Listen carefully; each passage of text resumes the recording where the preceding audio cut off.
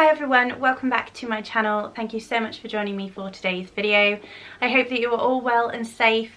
In today's video I am going to do a VR to Anna at Astral Tarot Ladies, hashtag main decks versus mood decks. So I found this hashtag really interesting because it got me thinking about my relationships to certain decks and why I have those relationships with certain decks. So of course I will leave a link to Anna's original video down below. So Anna's first question in this challenge is, which of your decks can you mentally flip through all of the cards? What are your main decks? So for me, I thought this was so interesting because I started thinking about which tarot decks I love and know so well.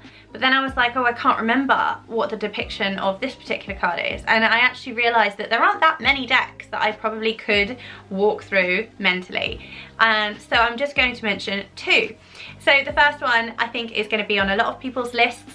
So it's not that original, but it is a RWS. So this is the Centennial edition of the Rider-Waite-Smith Tarot. And this for me is like ingrained in my brain. And when I first learnt tarot when I was about 17 or 18, I started with a Rider-Waite-Smith deck. I think it was the original tarot, and I still have the same deck, not the exact same deck that I had when I was 17, but I have the deck in my collection, and it's a very yellow one. But this one, I really like the colour tones of the Centennial. I just feel like this deck, the images in it are so familiar. For some reason I felt like I knew these archetypes and these images, these depictions of these archetypes so well before I'd even studied the meanings of the cards, and I felt like learning the meanings came very easily. Although of course it's taken years of study and reading for myself and for others to, you know, get real nuanced meanings of the cards, and I think that when you see them play out then more meanings come. But definitely this deck is the main deck for me because it is the first system I ever learnt from, and it is the deck that I always think about in my mind. Whenever I'm using another tarot deck and a card comes up, I always in my brain see the Rider-Waite-Smith image. So this one is definitely my main deck. And it is the deck that I use the most, especially when working with other people as well. It's a really staple deck for me in my tarot journey, and I think it definitely will continue to be. I am working on learning some other systems as well, such as the Thoth and Lenormand decks. That is a journey that I am starting on. I am also learning about divination with playing cards as well. So for me, this deck, it really has a special place in my heart. It has some sentimental value to me, this deck, and I think this will probably be my forever deck, to be honest with you. The next deck that I feel that I could reference very easily in my mind and flip through the cards is the Lightseers Tarot. This is a deck, again, that I use really frequently when reading for others. I find, especially because it's very sort of modern day imagery, very vibrant, very colourful, very kind of romantic and bohemian. I think it works for a number of different types of readings. It's very universal, but I just think there's something there that people can relate to. I also like to use this deck a lot when working with people who are a little bit turned off by some of the imagery in the Rider-Waite-Smith deck. So perhaps some of the images that are overtly kind of Christian in terms of their symbolism, such as the Hierophant or the Devil and the Death card, those cards that seem to be kind of a little bit challenging for some people, you know, that can be a bit triggering. So when I read for some friends, sometimes this is the deck that they really like to choose and go for, and I completely agree with them. And I love reading with this for myself as well. I did my year ahead spread with this deck, and I just think it speaks volumes. It shows the original meanings, the kind of traditional meanings from the Rider-Waite-Smith, but it sort of reinterprets and reimagines some of the symbols within the cards. And there's just this like bohemian modern spin, this take on it that is just really relatable. And like this one, for instance, it so speaks of like nostalgia and that childhood innocence, and then that journey, that relationship you have with like a family dog, and it so speaks to the essence of the card, which I just think is so beautiful. So yeah, this is a fabulous deck, and it is definitely one that I reference and draw up in my mind, and it is one that I really love as well. I really enjoy this deck, and I know it's a favourite in the community. I kind of wish I did have the indie version as well, actually, because I love and use the mass market edition so much. So potentially that could be something on my wish list, but I have so many things on my wish list, it's just never ending really. But yeah, this is definitely a main deck for me. So the next question that Anna asks is, what is an intimate relationship with your tarot deck to you? So I kind of have touched on this. I do feel like these decks have a place in my heart. I feel like intimately connected to them. I think I've always, from the moment I got this, felt intimately connected to it. There's something about this deck. But obviously this deck, not this particular deck, but the Rider-Waite-Smith deck and the imagery has been in my life a lot longer. It's been in my life the most. And like I said, I do feel like there's something just very innately known about the images depicted in this deck. It's almost like I was born knowing the images, not knowing what they all meant. I'm not saying like I was a born tarot reader. I just mean these images are so universally understood just in the collective unconscious. It does relate back to, you know, Joseph Campbell and the hero's journey and all of the archetypes that are so well known, and, you know, the origins of the deck. But I do feel that. I feel that tie to it and that thread to it. So for me, it has that real intimacy. However, I do have intimate relationships with decks that I can't picture all of the cards for in my mind. And I think what it might be is that I work primarily from when I was 17 with one deck. It's only been in the last few years really that I've started to get other decks and become interested in other decks and learn about other decks. And so I think that even if I've got intimate relationships with other decks that I consider to be favourites, and in my heart they're main decks, I can't say that I can flip through them. In my head, I can't say that I can flip through all the cards in my head, because I just perhaps haven't worked with them as much. And I think the Light Seers is a exception to this because it is so much in the community. So I've seen this deck so much outside of myself working with it, but I also had this for a very long time. This was one of the first decks that I got other than this deck. So I have worked with this a fair amount, and I feel that I just know it so well now. Even though I have favourites that I have shared in other videos and I feel intimately connected and bonded with those decks, I perhaps just haven't worked with them enough and long enough, and that is something that, you know, 10 years down the line I might have a few more decks that I can say, yeah, I can actually flip through those decks in my mind. And I'm thinking of a few right now that might get there. So just as an example, some of the decks that I think might become one of those main decks for me, one of them is the Bone Stone and Earth Flesh Tarot by Avalon Cameron and Anna Turian. So this artwork is so vibrant. Again, it just speaks volumes to me. It's just beautifully done. I have a great connection to this deck. I feel it reads really beautifully. It's actually quite a gentle deck, I think, even though some of the imagery I think is quite confronting.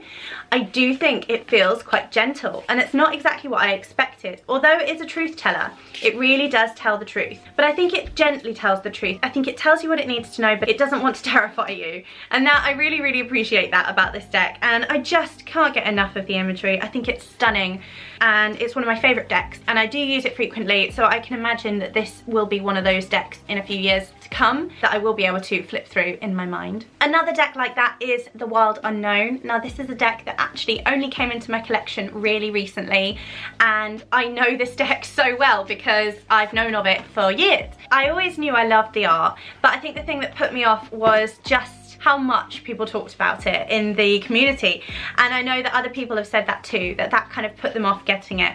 It was one of those decks that I knew that one day I would have because of my connection to the imagery, because of how much I'd seen this deck and how much I enjoyed the artwork, Kim Kranz's artwork. I have a book that I bought for my son called Whose Moon Is That? And it is the most beautiful book, and it's written and illustrated by Kim Kranz, and I will share it on the channel at some point. But I read that with my son the other night. It is such a beautiful book. The illustrations are just perfect, and I do really love Kim's artwork. I really do. So I don't think I want to let like hype stop me from getting decks anymore. I think another thing that put me off as well was the pips, because I was less confident reading with pips. Not that long ago, even like a year ago, I was less confident reading with pips.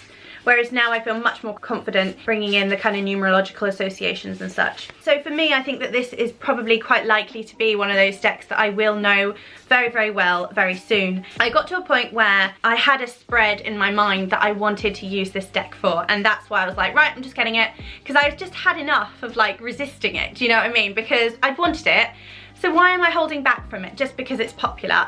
It's silly, really. I don't know why, but yeah, this is finally in my collection, and it is definitely one of those decks that I think will become a main deck at some point in the future. Another deck that I've only recently invested in that I can imagine myself getting very, very attached to is the Maryelle, and this is a deck that I kind of was unsure about for a very, very long time. I felt quite triggered by some of the images, as I know some other people have been, but the artwork is just fantastic. I heard the other day, I think Chris from Elemental Cartomancy said that this deck was a Marseille deck, but with scenic style cards. And I can find that so interesting because I do see that it is definitely its own system, that it pulls in associations from the different systems, but it is its own unique beast, you know? And I think it is a beautiful deck for doing shadow work, beautiful deck for doing introspective work, psychological work. I'd love to get to know this and pull this out in the next few weeks and months. And so this is one that I'm getting to know at the moment, and I'm so excited it's finally in my collection because, again, I resisted it for so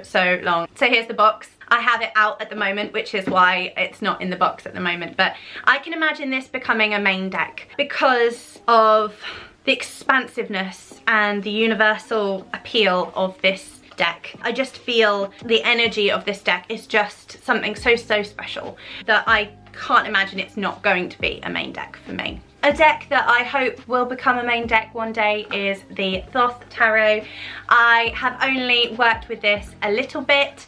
I have only read a little bit. I have several books that I need to be getting on with. I just haven't gotten around to reading them yet, so I am still at the beginning of my Thoth studies, but I just fell in love with the beautiful imagery, with Lady Frida Harris's artwork. It is so stunning, and actually after recently watching Hanny's video reviewing Susan T. Chang's new book, and listen to Hanny talk about actually how the Thoth Tarot has all of those astrological correspondences just plugged right into the card right there, you know, in the imagery and on the card, so you can see it. Really is appealing to me, and although I think that RWS will always be my main deck, I think one day there is space for a copy of the Thoth to be my main deck.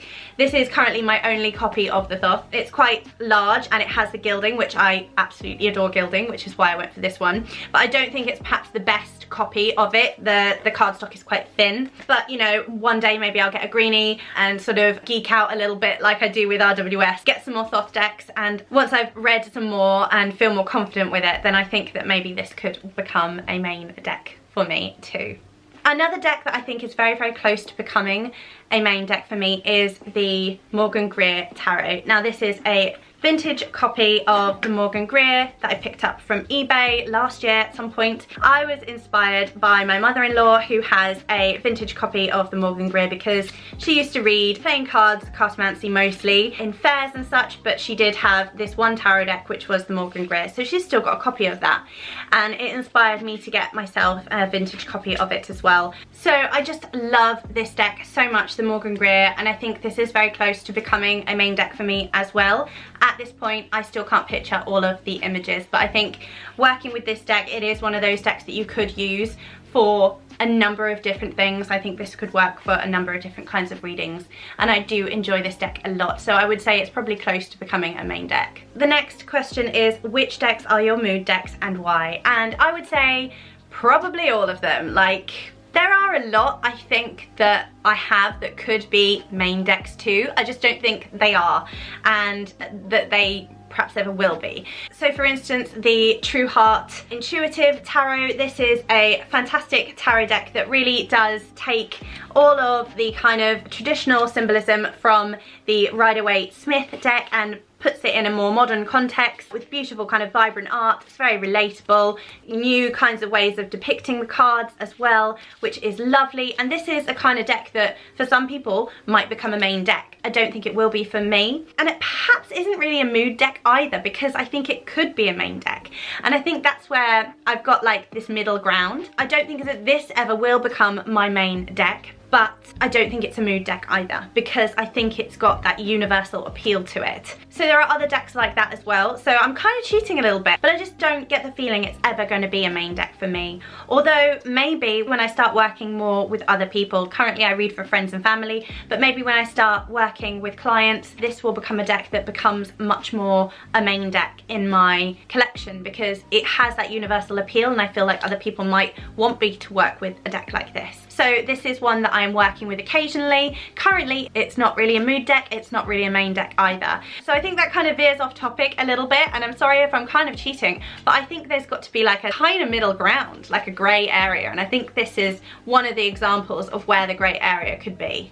Another example of a grey area deck has got to be something like the Falakos Tarot, because I don't think this could ever be a main deck because it's its own system. And I know I said the Maryelle could be a main deck, but I think there's something about the Falakos Tarot which is so intuitive and dreamlike and just so inspiring, and like it all focuses in on the art really. And I just think that reading with this is an experience like no other, and so for that reason I think this again walks the line between mood decks and main decks, because it can't be either, I don't think. And maybe some people would say this is a mood deck for that reason, but for me it's something else. It's another category. It's like, it's not the same as the True Heart Intuitive. It's not the same in that way, that it's not a mood deck and not a main deck, but again, it's got its own something to it. So I would say other mood decks got to be things like Oracle for me. I definitely think that Lenormand will always be a mood thing for me, because I don't think it's going to be my main way that I read. I think something like the Hoodoo Tarot is definitely a mood deck for me. I did say before that I think that this is going to be quite a personal deck for me,